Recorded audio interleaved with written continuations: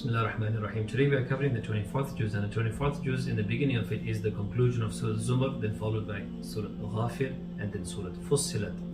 Right in the beginning of the 24th juz, in verse 53, Allah subhanahu wa ta'ala gives us so much of hope with regards to, we all make mistakes and we all transgress at times, and Allah subhanahu wa ta'ala gives us so much of hope in this verse with regards to turning to Him.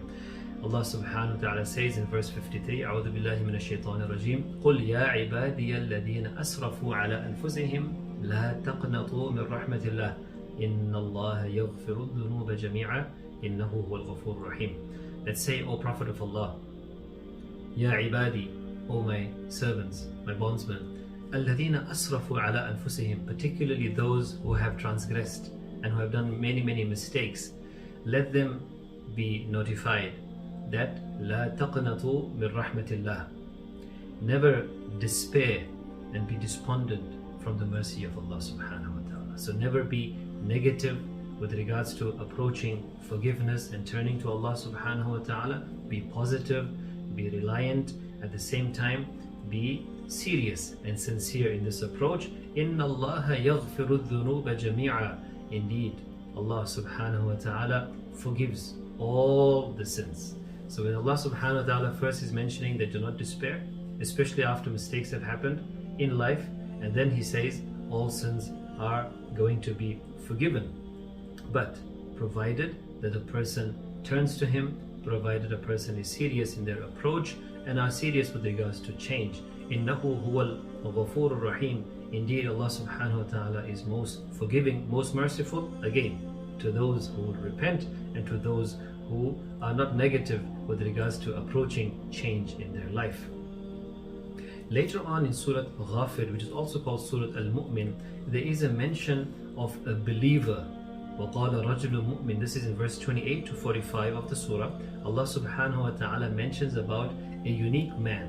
This individual was from the family and the people of Fir'aun, and yet Allah subhanahu wa ta'ala bestowed upon him Iman, and he believed in Sayyidina Musa alayhi salam. So he stands up in the court of Fir'aun and he gives da'wah, and this da'wah it's so powerful. Each and every point of it is powerful for us to reflect on, but since it's lengthy, I will leave that for you to research it and read it. My focus is the conclusion of it. So for your reference, verse 28 to 45 at the conclusion of this da'wah, he almost loses hope in the people that they will not change their ways, but he is confident in his approach to Allah subhanahu wa ta'ala, and he teaches us a very powerful dua, a very unique, powerful dua. At the same time, it is also the state of submission and attitude of a true believer, and this is in verse number 44. What does he say? He says, وَأُفَوِّضُ أَمْرِي إِلَى اللَّهِ. Just prior to that, he tells them, almost in signaling his conclusion of his da'wah and his message to them, فَسَتَذْكُرُونَ مَا أَقُولُ لَكُمْ. He says, if you don't change your ways, right, I will not stop in calling you to the truth, but you will remember all of my hard work. You will remember it at the time when you will need it most, and you will say, there was somebody who was very sincere for us. As far as I am concerned, this is the dua within the same verse, وَأُفَوِّضُ أَمْرِي إِلَى اللَّهِ. I delegate, I entrust all of my matters entirely to Allah subhanahu wa ta'ala. Meaning, I've done my part. Now with regards to how Allah will reward me on it, I delegate it to Him with regards to my success, with regards to my protection, my salvation.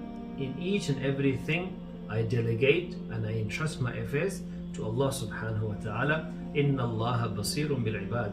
Indeed, Allah subhanahu wa ta'ala is all watching over His servants. So this is a very powerful dua and a state of submission for us to do on a daily basis, and particularly if there are situations and instances in our life where people are opposing us, or we feel ostracized, or we feel isolated, and people are ganging up on us, we are stressed because of this. This is a very powerful dua to remind ourselves at the same time, showing our Iman. وَأُفَوِّضُ أَمْرِي إِلَى اللَّهِ. That I entrust and I delegate all of my affairs to Allah subhanahu wa ta'ala. And Allah is watching, and Allah is watching over His servants. Later on in Surah Hamim Fussilat, Allah subhanahu wa ta'ala praises the believers of istiqamah, and this is in verse number 30.